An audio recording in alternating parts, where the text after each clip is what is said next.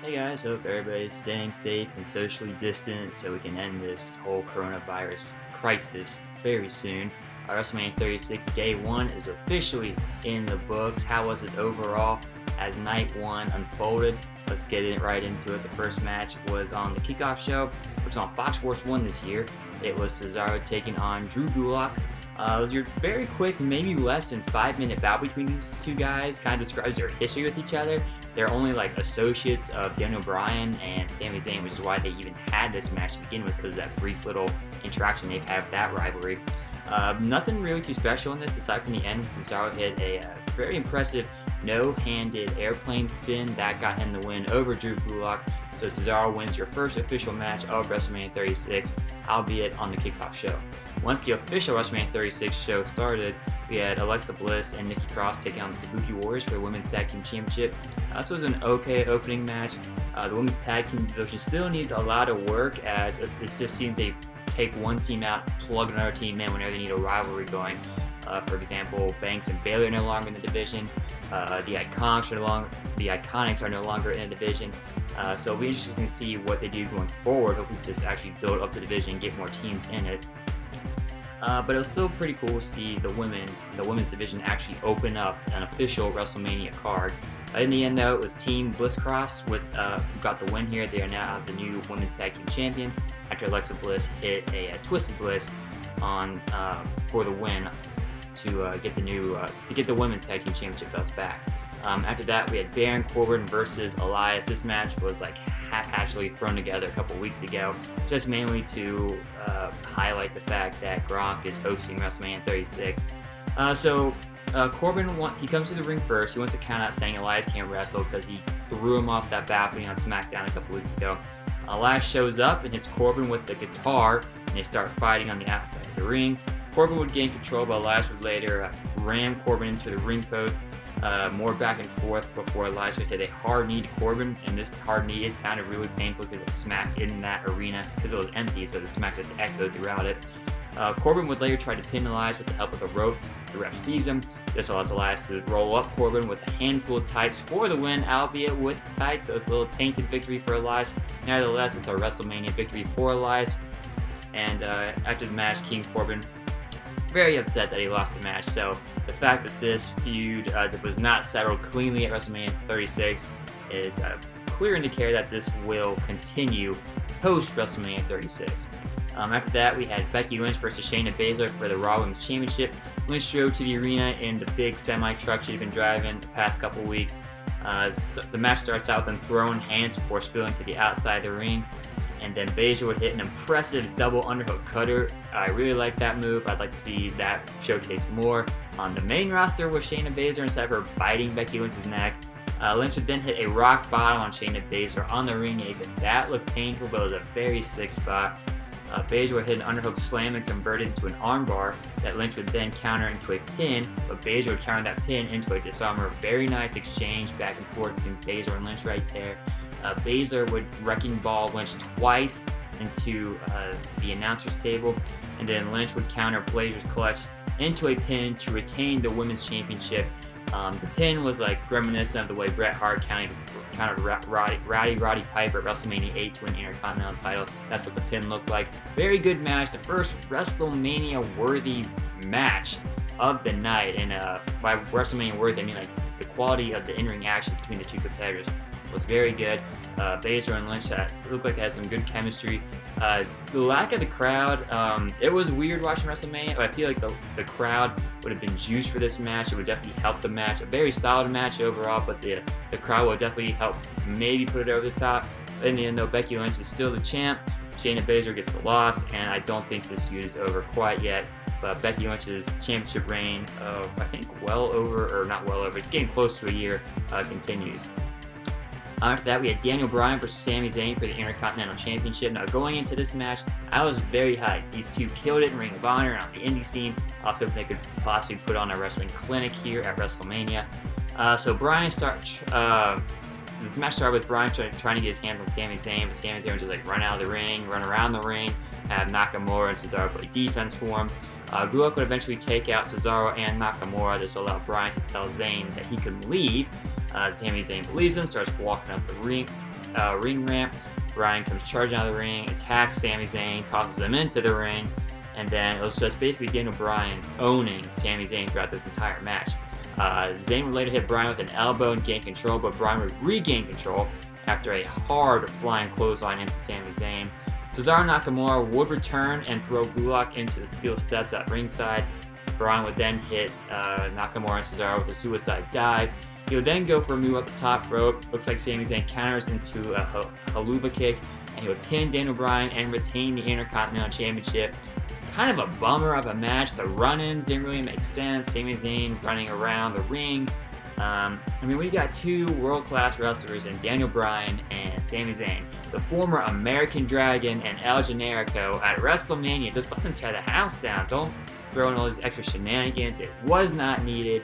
And the fact that Sami Zayn wins after getting his brains beaten in for a majority of the match makes no sense. I was thinking maybe Drew Gulak would turn on Daniel Bryan, because the reason Bryan has his match is because of Gulak's work on SmackDown the last couple of weeks, but that was not the case. Not really sure why WWE booked this the way they did. Hopefully this feud continues. We can actually get a wrestling classic from Bryan and Zayn going forward. After that, we had the triple threat ladder match for the SmackDown Tag Team Championships. It was supposed to be the New Day versus the Usos versus Miz and Morrison. Apparently Miz became ill, I think last week or this week, so they pulled an audible, and instead of having all 6 guys in the ring, since Miz was ill and might be the coronavirus, who knows, they decided to have one guy from each team compete. So it was basically just a triple threat ladder match for the Tag Team Championship. So if, for example, if one guy pulled down the belts, then his team would win the match. So for New Day, it was Kofi. For the Usos, it was Jimmy. And for Miz and Morrison, it was obviously John Morrison. So this match got off to a hot start with Kofi hitting a big crossbody off the ladder. Kofi would then headbutt Jimmy Uso off the ladder. And then Kofi would go for a springboard drop kick through the ladder. But Morrison and Jimmy catch Kofi on the other side, carry him all the way across the ring and just dump him over the top rope. Uso would then go for a superplex off a ladder on the second rope. So they're in the turnbuckle corner. Morrison's on the top rope. Jimmy sets this ladder up on the second rope in the corner. He's standing on it. Morrison knocks his legs out from under him. Jimmy Uso falls on the ladder. And then, since they have that LED ring post, Morrison stands on that post. Looks like he's losing his balance, but he still manages to hit a Starship Pain from the post to the second rope ladder. It's not that hot, not that much of a distance, and he still manages to hit it with very little height. Very impressive move, and it looked very painful for Jimmy Uso. After that, Kofi would hit a springboard Hurricane Rana to John Morrison, who is on the ladder. So Morrison's on the ladder. Kofi just jumps off the top rope, springboard style. Hits Morrison with that Hurricane Rana and kills Morrison. He really made that spot work with the flip off the ladder. After that, we had Jimmy Uso was tight roping across the barricade. He was kind of like Jeff Hardy style, like Jeff Hardy used to be back in the day. He jumps off the barricade and just eats a ladder from Kofi. Kofi just tosses his ladder straight at Jimmy Uso. Very painful spot. Morrison, though, he was standing on one ring post. Kofi was on the other, and then Jimmy Uso was on this ladder, brushing between the ring and the barricade. Looks like Morrison was going to jump from the post onto Jimmy, but once he saw Kofi climbing up to the other ring post, Morrison tight walk ropes from one ring post to the other. Very impressive. Then it gets better. Once he makes it to Kofi's ring post, hits him with a Spanish Fly. Unreal. Followed up by that Spanish Fly was a Jimmy Uso splash, like a second later. Very cool spot. I'm on the edge of my seat during this match. If there was a live crowd in this arena, they've been chanting, "This is awesome," because this was the match of the night. After that, Kofi would hit a big stomp to Morrison off the ladder. Morrison goes for a springboard off the ladder, but eats a super kick from Jimmy Uso. So the ladder, they have one ladder stuck in the ring, another ladder like bridged across the ladder rung and the ring rope. Morrison jumps off the ladder, just eats a super kick from Uso, kind of like how Shelton Benjamin ate that Sweet Chin Music from Shawn Michaels back in 2005. After that, Morrison and Usos climbing the ladder. Morrison just tipped the ladder over. Jimmy falls off the ladder and splats like Looney Tunes style on the outside of the ring. Very hard spot. Jimmy Uso was eating a lot of crap this match. He was getting the crap beat out of him. Eventually, all three guys, there's two guys in the ring, Kofi and Jimmy on one side, John Morrison's on the other. There's a ladder bridge still between the ring rope and the rung of the ladder. They pull the belts down, the little hook that the belts are on.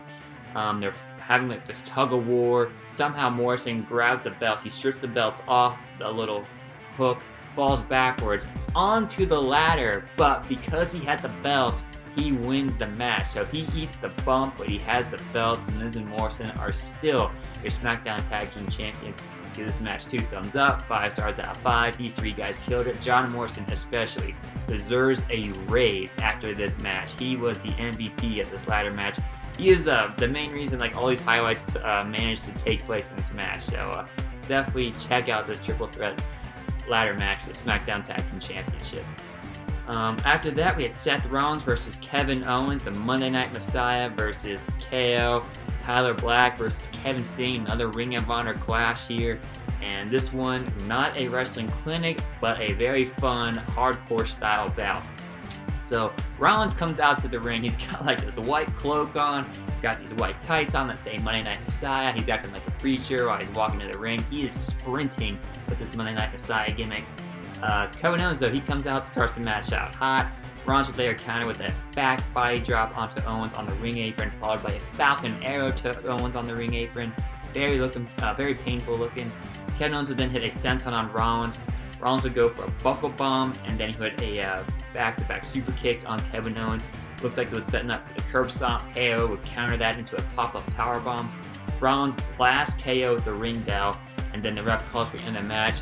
Says disqualification, Kevin Owens is your winner, and I'm thinking, wow, are you kidding me, WWE? You have a disqualification ending in an empty arena, WrestleMania 36? Are you joking me? Well, WWE swerves us that Kevin Owens gets a microphone. He tells Seth Rollins to get back in the ring. We're doing this match over. No disqualifications. Seth Rollins agrees. The referee rings the bell, and the match restarts. So Rollins is blasting KO with his chair, like multiple chair shots to the back to restart the match. Eventually, Kevin Owens would gain the upper hand. He uses the same ring bell. He got blasted. Decks Seth Rollins with the ring bell, and he sets Seth Rollins up on the announce table. And they had this big WrestleMania 36 sign set up behind the barricade where the announcers are.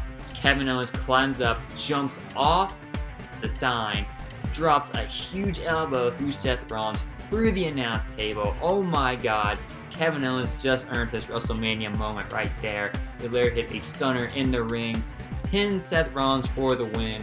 Fun match, not as good as the ladder match.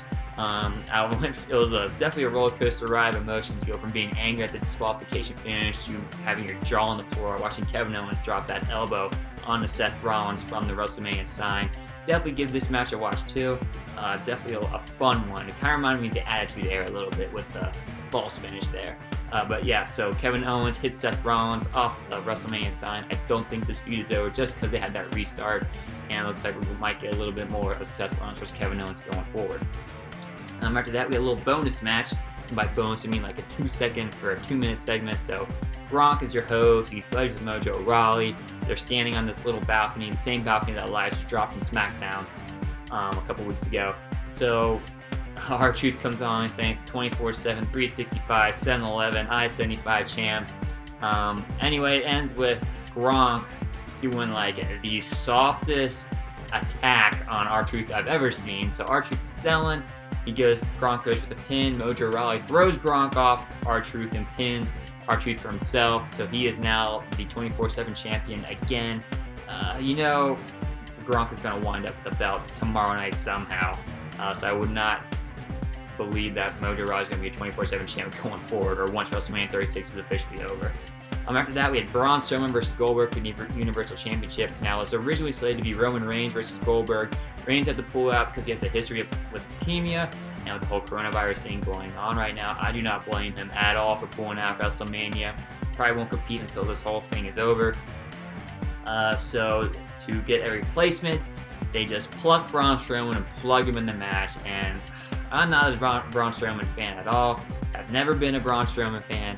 Did not want to see him in this match, and you know those comments he made about the indie wrestlers, like, come on dude, are you kidding me? So this guy is basically rewarded with a Universal Championship match at WrestleMania. I know it's an empty arena WrestleMania, but still, it's a championship match at WrestleMania against the WWE Hall of Famer and Bill Goldberg, one of my favorite wrestlers growing up as a kid. So I'm not a fan of Strowman, love Goldberg, got the nostalgia for Goldberg. I'm hoping Goldberg just beats the holy hell out of Braun Strowman. Hits him with 4 spears. It's calling for the jackhammer. Strowman basically puts an end to Goldberg's momentum. Hits him with 4 power slams. I think the final one was like a running power slam.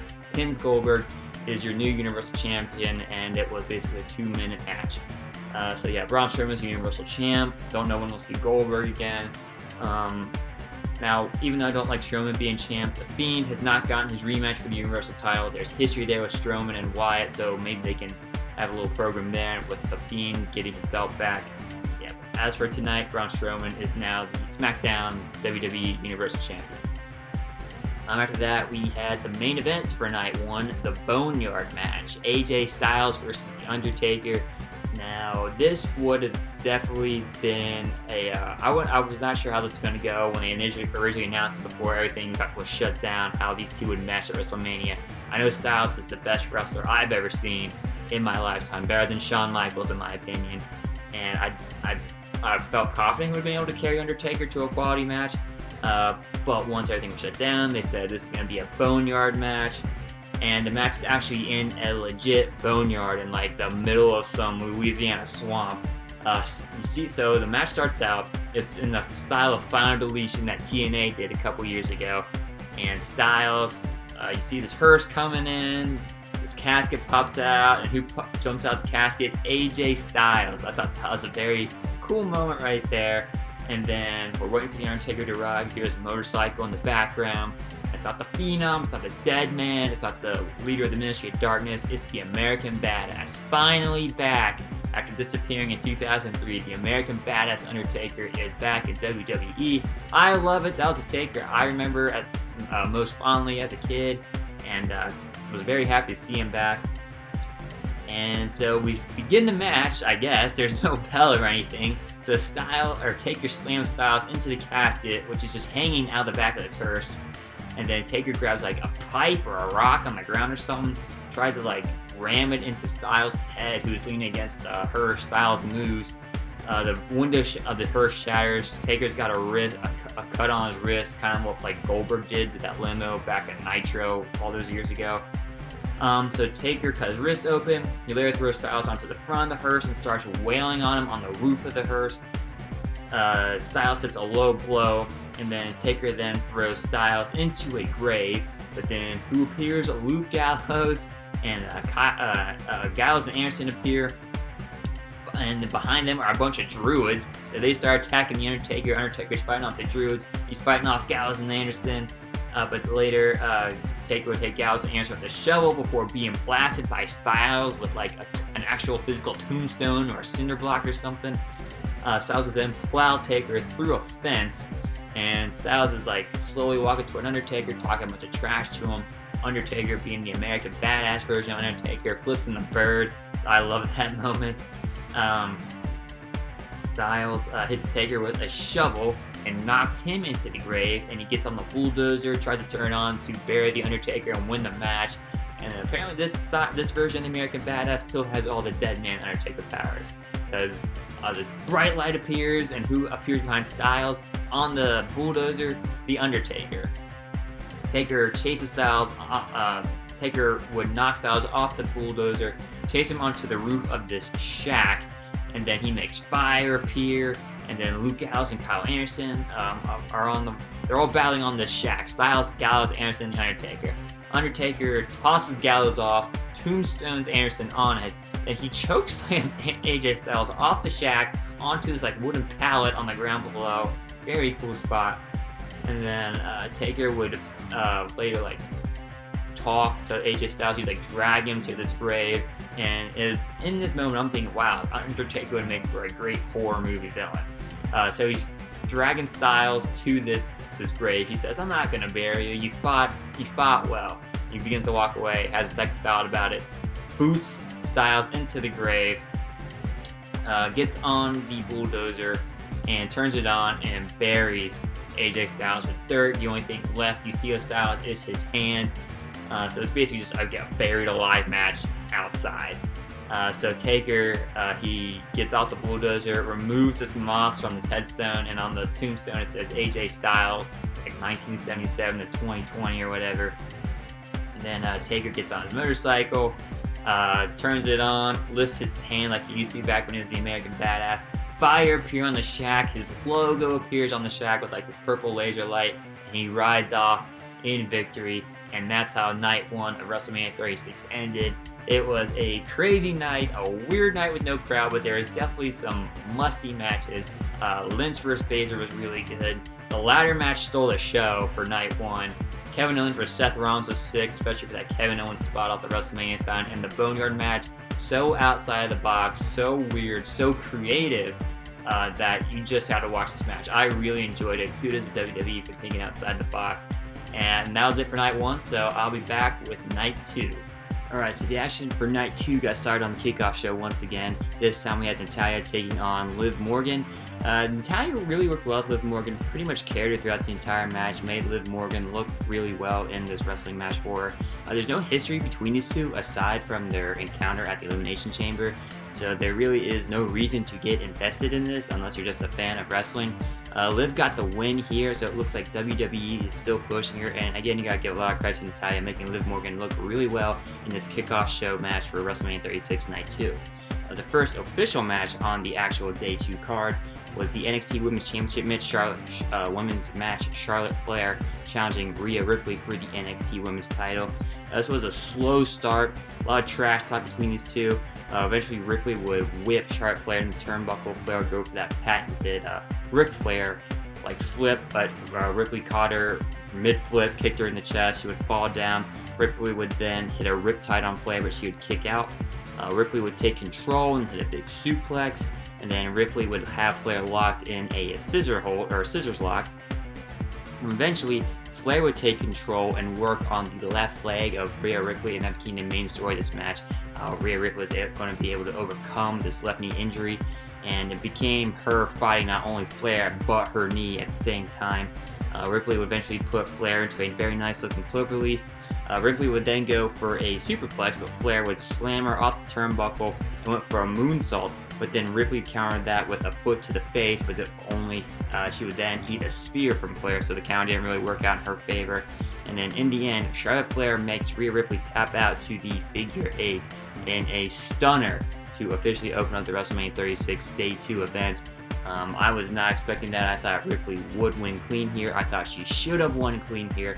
Charlotte Flair does not need another win. However, a win for Rhea Ripley would have established herself as a big name talent in NXT, getting a win over Charlotte, the 10-time women, well, I guess now 11-time women's champion in WWE at WrestleMania. So a win for Rhea Ripley will establish her as a big-time star, will have elevated NXT as a whole, but instead Charlotte Flair beats Rhea Ripley, does not need the win, gets the NXT Women's Championship belt, does not need the belt, and it's a big loss for the NXT brand as a whole on the WrestleMania stage. Not sure why they decided to give Flair the win here, maybe try and get more eyes on NXT as it goes head-to-head with AEW Dynamite on Wednesday nights, but in my opinion, the wrong call to give Flair the win. After that, we had Aleister Black versus Bobby Lashley. And then before the match started, Aleister Black came out in a jacket that looked like he made it from the remains of the former WWE superstar Mantar. After that, Black would go for a moonsault to the outside. Lashley dodged it and hit a belly-to-belly on the mat. It looked very, very painful. Lashley would ram Black into the barricade. This is nothing really too special with this match. This just seemed like a typical Raw match you would see every Monday night. Lashley would later go for a Dominator, but Lana, who accompanied Lashley to the ring, she told Lashley to go for a spear. Lashley puts Black on the ground. He says, "You're right, Lana." Goes for the spear, only to be caught in the face with a black mask from Aleister Black. Black gets the pin and the win. He wins the match over Lashley. Gets a WrestleMania victory for Aleister Black. Not much to say about this match. very little to no build for this match aside from it being announced on Raw a couple weeks ago. And I get WWE was calling some audibles with the way the whole coronavirus thing is impacting the world right now and live sports, and how they had to go out of the Tampa Bay Stadium into the Performance Center. And I guess to make it a 2-day event, they're just adding matches to WrestleMania. But instead of like throwing together these matches, they should have showcase some NXT talent on this card, have some NXT storylines that are being well featured on NXT on Wednesday nights play into WrestleMania. Maybe like Gargano Ciampa, for example, or something with Keith Lee, with the Undisputed Era. Just get these guys on WrestleMania instead of Bobby Lashley, who's pretty much done nothing since he's returned, and Aleister Black, while I get he's a very, very exciting wrestler to watch on Monday nights, they haven't really built him up that well, so there really is no reason to get invested in this match. That being said, though, it was, again, a typical Monday Night Raw match you can see between these two guys. Aleister Black gets the win here. I don't think the story's going forward with Lashley and Black. However, the bigger issue here is Lashley and Lana, so keep an eye on that going forward. The next match of the night was Otis challenging Dolph Ziggler, and as we saw on SmackDown Friday night, it was revealed possibly by Mustafa Ali that Sonya Deville and Ziggler had been in cahoots the whole time to sabotage the relationship between Otis and Mandy Rose. So Ziggler is accompanied to the ring by Sonya Deville. Deville's kind of like seeming like, I guess, to be like China for Dolph Ziggler. So Ziggler super kicks Otis out of the ring, and Ziggler has control of the match early. He later had Otis in a sleeper hold. Otis would catapult Ziggler into the second turnbuckle, and he would start to dominate the match from here on out. He would later go for a caterpillar, but then Deville would get on the rope and strike the referee. Ziggler would then hit Otis with a low blow. Rose would come to the ring, attack Deville, hit Ziggler with a low blow. This would allow Otis to hit the caterpillar and get the pin on Ziggler for the win. Otis and Mandy Rose celebrate with a kiss. Otis carries Mandy Rose to the back in his arms. Good prevails over evil, like a fairy tale matchup here. Not a very good match. The main story was Otis and Mandy Rose finally being able to get together, and Otis getting revenge on Sonya Deville and Dolph Ziggler. And it looks like I could definitely see WWE playing this out till the next pay-per-view, which I think is Money in the Bank on May 10th. They could do like a mixed tag match, Deville and Ziggler versus Rose and Otis. I think that's what they're going to do. But for tonight at least, Otis gets the girl. After that, we had the last man standing match, Edge versus Randy Orton. And I was beyond pumped for this match when it was announced on Monday Night Raw a couple weeks ago. That was going to be a last man standing match. I feel like they added a stipulation to get more eyes onto this empty arena WrestleMania 36 event. So Edge comes to the ring first. Orton's music hits. Edge is waiting. He's waiting. Then he gets hit with an RKO from behind him. And Randy Orton in disguise. Turns out Orton was hiding as a cameraman and would hit Edge with the RKO. He would then hit another RKO once the match started. And then Orton would later hit Edge with the camera. And this match spilled into the backstage area and became quite possibly the longest WrestleMania match in WWE history. I kid you not. This thing, I think, went close to 40 minutes, if not more. So the match spills into the backstage area, and they're fighting in the Performance Center gym. Orton grabs a weight and tries to hit Edge in the face with it. Edge would grab onto his workout equipment and like swing, drop kick his feet into the weight into Orton's face. Edge would pull Orton into an office chair and use the gym equipment to hit like a modified hanging West Coast pop onto Orton. Orton would try to hit Edge with a weight sled. They would then fight back into the arena, and then Orton would toss Edge off this arena with a bunch of LED lights. He would toss him off this stage, and Edge would land on the barricade. They would then fight into the backstage hall and into a big office conference room meeting type of place. And Edge had Orton on the table, and then above the table is this chain link fence decoration that has lights in it. So Edge was hanging from the chain link fence, dropped an elbow onto Orton. Pretty cool spot. Looked very painful to both Edge and Orton. Edge was like clearly favoring his back after that.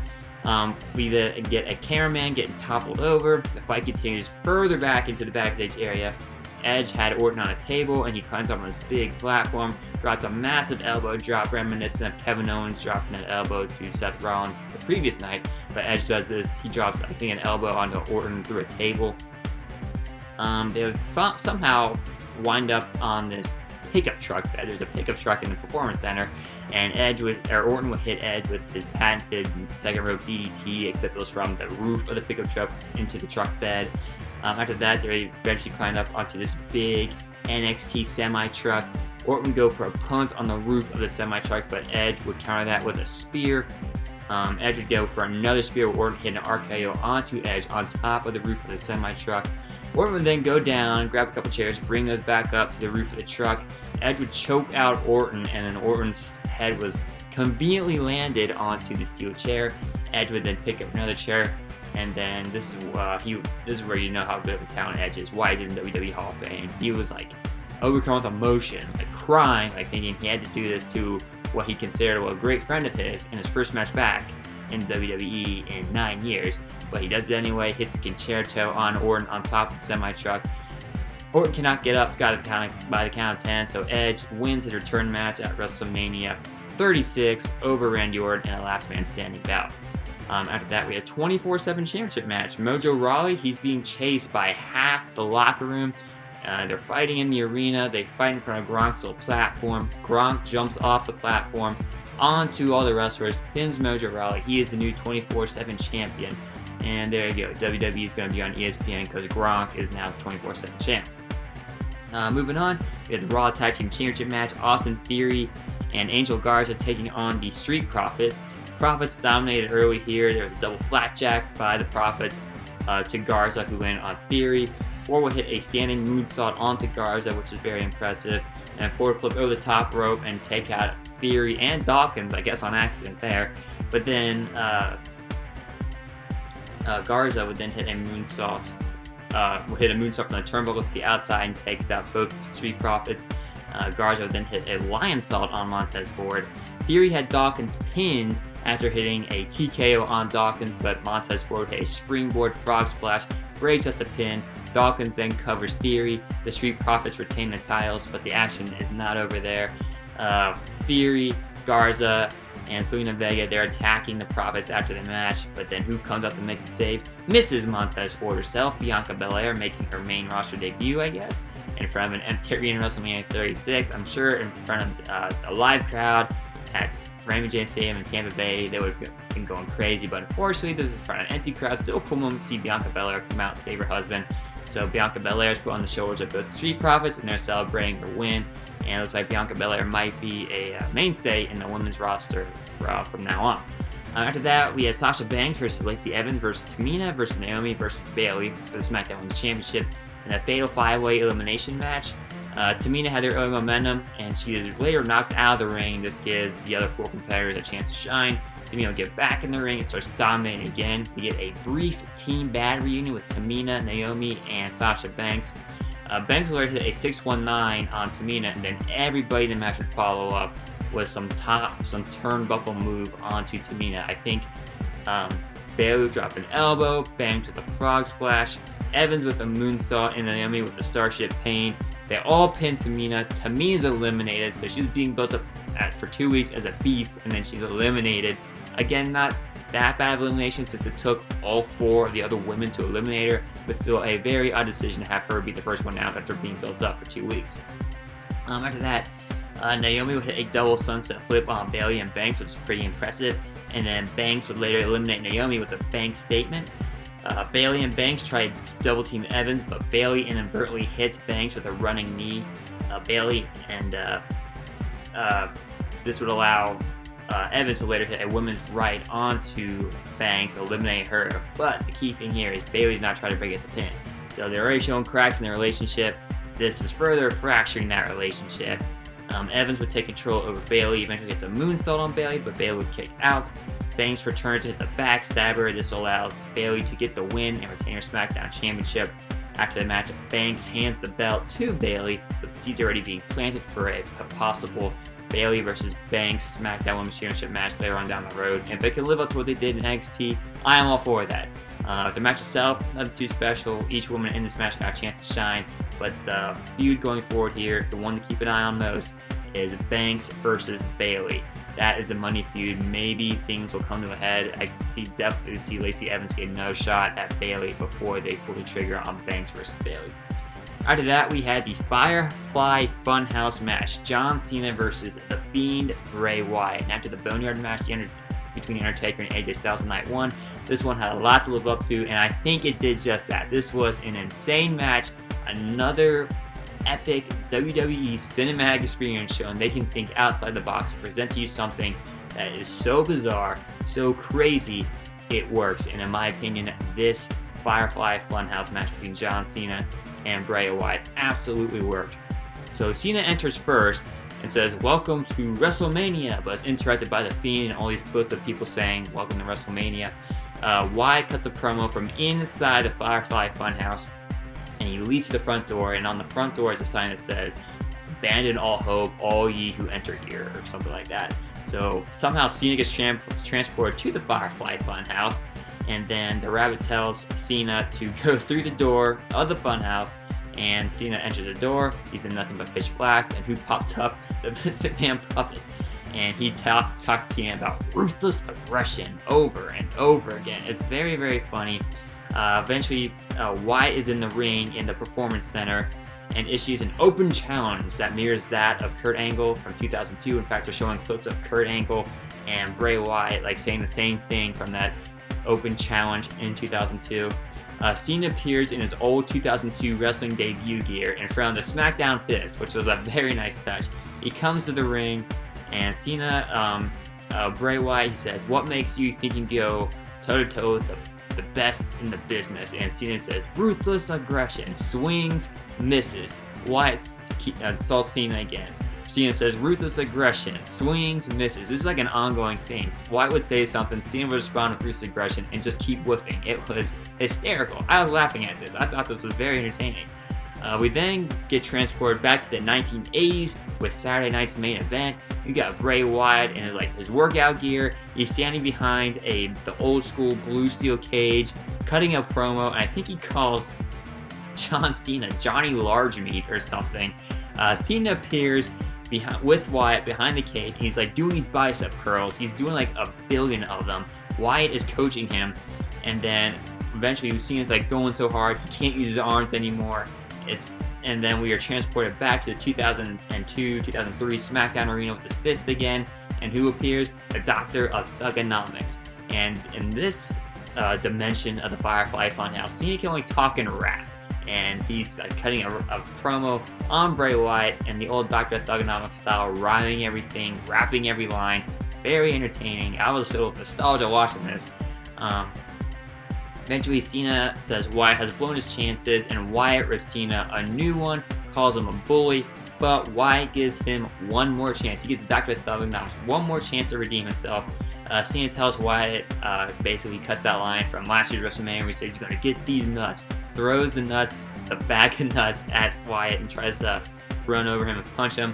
Wyatt disappears, reappears behind Cena with Cena's chain, and lays out Cena with the chain.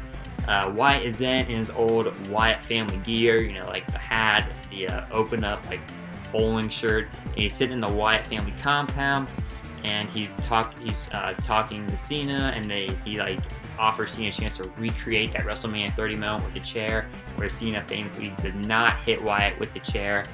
This time though, Cena swings with the chair, and Wyatt disappears. We get then transported to WCW Monday Nitro with Bray Wyatt appearing as Eric Bischoff, and then he introduces New World Order John Cena. Cena comes out in the NWO gear, the black and white, the monochrome.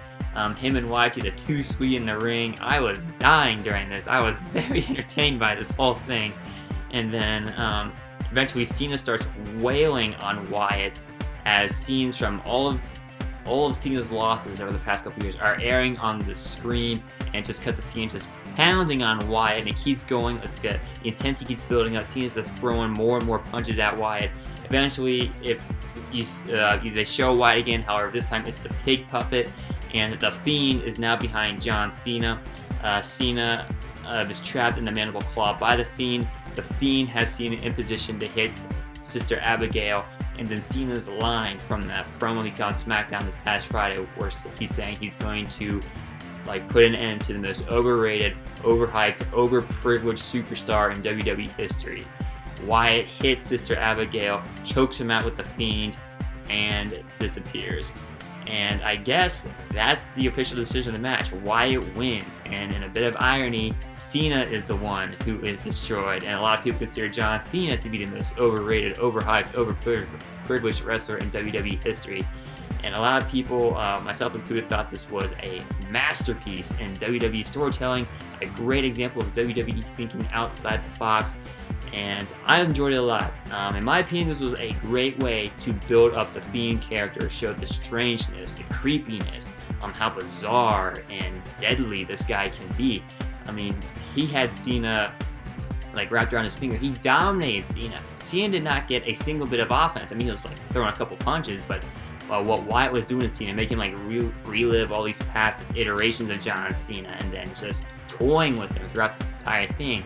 I thought it was a masterful storytelling on WWE's part, showing just the craziness, the bizarreness, the strangeness, the eeriness of the Fiend character. And this adds another dimension to the Fiend, another dimension to the Firefly Funhouse, and just a big WrestleMania moment for John Cena, and definitely for the Fiend. He gets that redemption from WrestleMania 30, and hopefully he's reinserted into the Universal Championship picture and just becomes a monster heel in WWE going forward. After that, we had the WWE Championship match, Drew McIntyre versus Brock Lesnar, and this was another 2-minute world title match. Braun Strowman and Goldberg had a 2-minute Universal Championship match on night 1. Lesnar and McIntyre have another 2-minute WWE Championship match on night 2. So there's no intro by Paul Heyman. McIntyre hits a Claymore early, but Lesnar kicks out. Lesnar can do a couple of German suplexes, hits an F5 on McIntyre, but he kicks out after a count of 1. Lesnar would then go for another F5. McIntyre kicks out again. Lesnar hits a third F5. McIntyre kicks out again.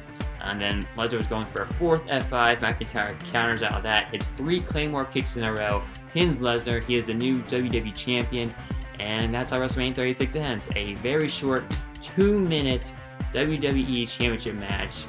Very disappointing way to finally crown Drew McIntyre as the WWE Champion.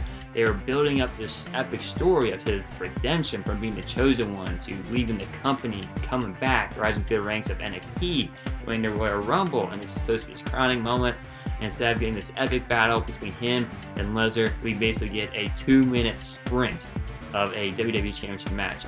And done right, these sprint matches can work well.